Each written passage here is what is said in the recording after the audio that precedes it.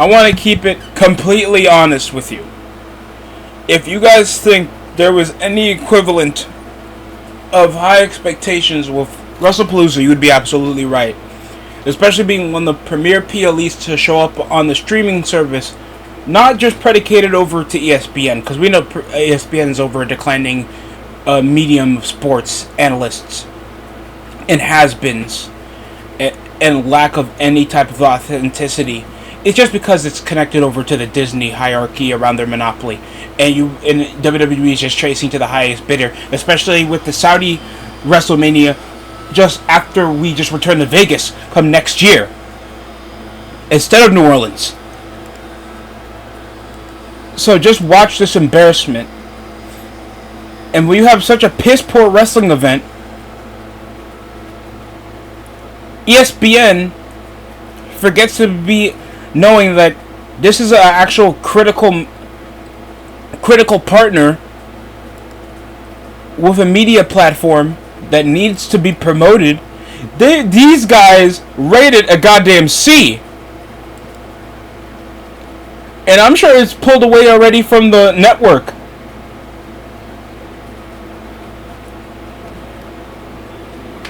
And it already opened up with Cena getting spamming finisher with Brock Lesnar for like the first 8 minutes of the card. First of all, why was it the first match of the card? To presumably have no psychology.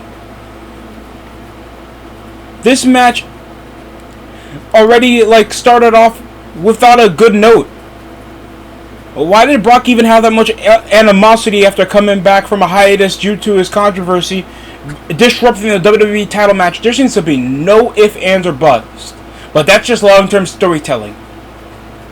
I swear, I can't tolerate this mediocrity all because there's people who just dislike Vince McMahon and then don't push that accountability over to Triple H when he has no right to be a booker for anything, when we know this is just going to pull until the next Saturday Night Main Event. It gets really disappointing to have him F5 the ref, no accountability, and then we know that they'll just 50-50 Brock to still show that there's some legitimacy into this. So why make this a goddamn match? There was no turn, no selling. Over the Braun Breaker and Brunson Reed match, the Vision versus the Usos, that actually had blood, thunder psychology, back and forth. The table spot was actually pretty fun over a finish. Jey Uso got color. Everything was fine. Stephanie Vaquer and Io Sky, another outstanding match.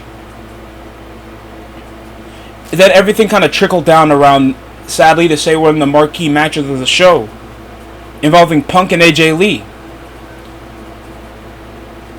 And even though it had its fun moments, they were dragging it. They were really dragging it. How many times they want to counter the Black Widow? The Black Widow, we should be selling their characters. We should not be just selling their finish and not have her do it over 17 times. That means that doesn't seem as legitimate as a finisher as it is. If it doesn't instantly feel like a threat, if they don't even build up over it. It was cool to see them do their table spots and counter their own reversals. The pedigree on Punk was fun. Using freaking Becky Lynch like a warhammer, then mistakenly powerbombing her by accident was decent. But sometimes they just dragged over what could have been a good pop for 15 minutes, turned into a match that was damn near 20. Just to know that we know that the babyfaces are going to win. Because of course they're going to have her win her first pay-per-view match since WrestleMania 31. Or is that be a basic payoff? Even though these are supposed to be the top heels in the company, apparently. In Seth Rollins' perspective, he thinks he is. Fuck out of here. Then we have Cody Rhodes versus Drew McIntyre as our main event. Because we almost forgot that there was a WWE champion that won at SummerSlam. And he was holding the belt since SummerSlam. I don't want to grease my J's.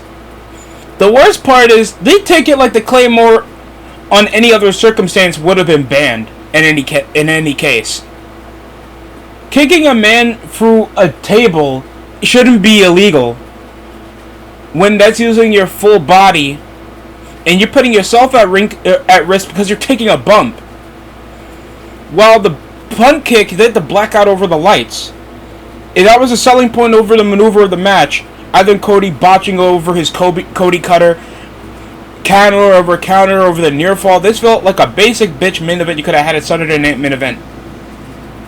That wasn't even one of the major selling points over the pay-per-view. Their contract signing was literally go-home show and over the selling point of McIntyre just needing the WWE Championship. It feels so transitional of a feud, bro. Where in the hell is WWE getting their storyboards from? And you know how sad it is when we're getting reports of John Cena wanting circumstances of the matches being different. Cody Rhodes wanting an interference involving Randy Orton to involve himself to make this a triangle feud and them going back to their shit from Legacy. The only thing that seemed to pseudo any drama because of altercations in the past was LA Knight because he was a special guest referee for the Usos tag match against The Vision. Even though he pushed over as a fair ref, even though the chair shots and he was just letting shit fly. It's so basic, bro. It's so basic. And it seems like the only highlights that we're pushing over is that even your partners out of ESPN don't really mess with your product. That's a sad fact. Y'all know, like, pushing over to the general audience, because fans, I'm sure, on paper still, generally, that's not a bad card to book.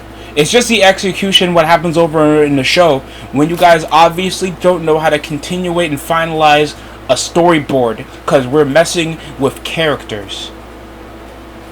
And to just finalize that there's no risk or reward, because Cody's still the WWE Champion, nothing changes next week.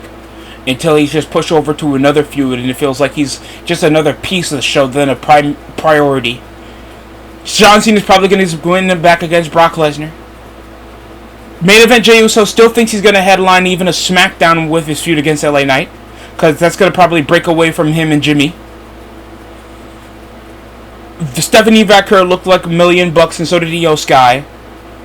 But that's not going to probably prioritize what's going on with Becky Lynch and AJ Lee still, because it's probably going to push over to War Games. And even I don't even feel like that match stipulation should exist today. There's so many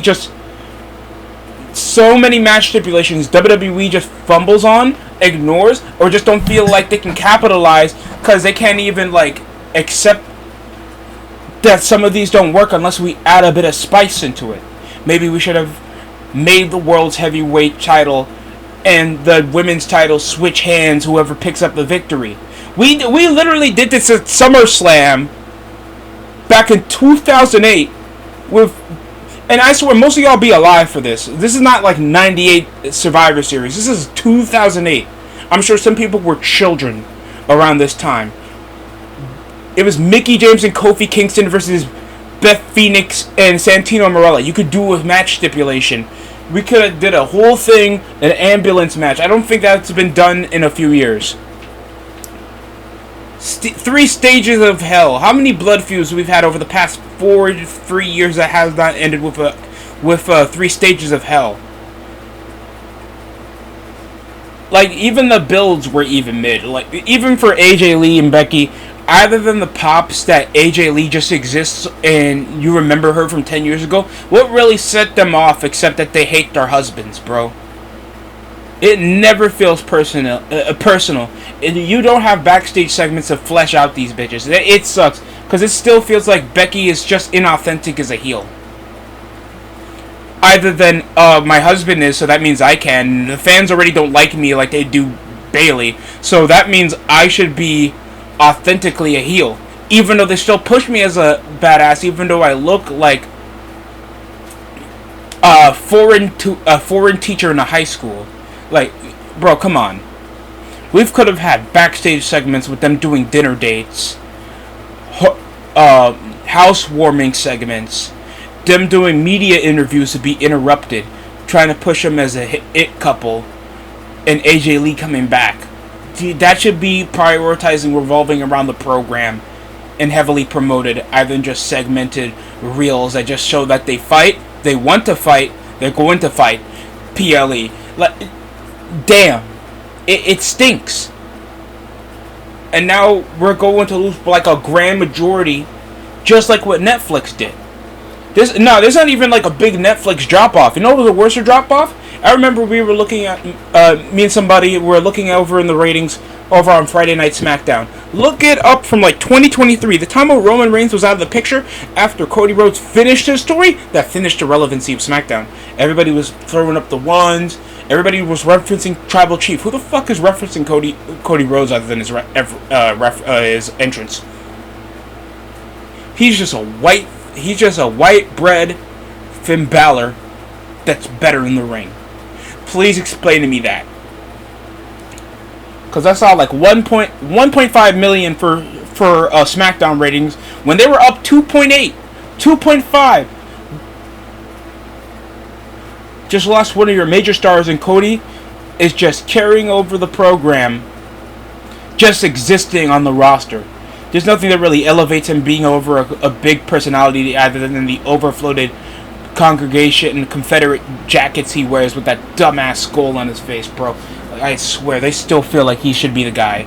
McIntyre should have won it at WrestlePalooza. He should have won it at WrestlePalooza. You could have done a transitional feud involving Randy. Like, you know how bad it is when your wrestlers are publicizing that they would have booked it like this. They're not thugging it out. If your wrestlers are really openly discussing, yeah, that wouldn't be the type I would try to execute the way we could have ended the show. Yeah, you suck, Hunter. You sucked. You don't see people over in podcasts talking about Roman Reigns getting dog food, and yet you don't know how to blow off a 10-week feud. Overrated ass booker. Y'all make me miss Vince Russo. Triple H makes me miss Vince Russo. That's sad. Not saying that Vince Russo hasn't gotten some upside. Obviously, his claim to fame was his car crash television, but at least that kept you over the tip of his toes. He tried to at least flesh out what he can about a wrestler, even if it was outside of the box for what traditionally what wrestlers are more predominantly known for, and trying to make it more of a highly televised field and compare it not to a sports program, to a fucking top-rated televised show. We should not be competing only with Monday Night Football. We should be competing with The Boys, Peacemaker, like episodic programs that are always continuous drama, not just a sports filler. We'll never be that. The Monday Night Raw was near that back in the late 90s. They're not even close to what Sopranos were back in the early 2000s, bro. That's it for me. How y'all feel about WrestlePalooza? I was heavily disappointed. Only a few matches caught my attention. If somebody felt like it could have been better. I know it's a bit late, because work is always covered over my schedule. And it's so difficult to always try to cover professional wrestling over in a regular light, because everybody knows my demeanor whenever I get highly critical on the product. That's it for me over in the DSC show. Tell me how you guys feel about WrestlePalooza. You think it could have been better like him? No, I'm not comparing anybody. I'm comparing a film. That's it for me.